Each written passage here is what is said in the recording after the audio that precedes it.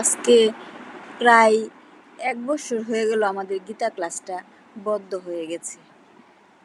তো প্রায় শুক্রবার আসলেই খুব খারাপ লাগে, প্রতি শুক্রবারই মনে হয় গীতা ক্লাসের কথা আর খুব মিস করি।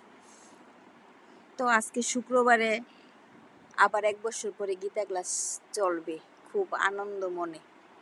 তো সকাল সকাল ভোগ লাগানো শেষ করলাম, শেষ করে তারপর প্রস্তুতি নিচ্ছি যে গীতা ক্লাস হবে। তারপর দুপুরে ছিল ভোগ আরতি। আসলে দামোদর মাসে বেশি বেশি ভগবান দর্শন করা ভালো,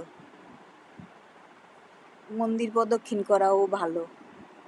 তো আজকে ভাগ্য ছিল একটু ভগবান দর্শন করলাম এক জায়গায়। তারপর বিকেলে গীতা ক্লাস শুরু হলো, খুব ভালো লাগলো, বিশেষ করে গুরুজির সাথে দেখা হলো। আর এদিকে প্রদীপ প্রজ্বলনের অনুষ্ঠান হলো, সব মিলে বিকেলটা খুব ভালো ছিল। আর 1 বছর পর আবার সেই গীতা ক্লাস হলো।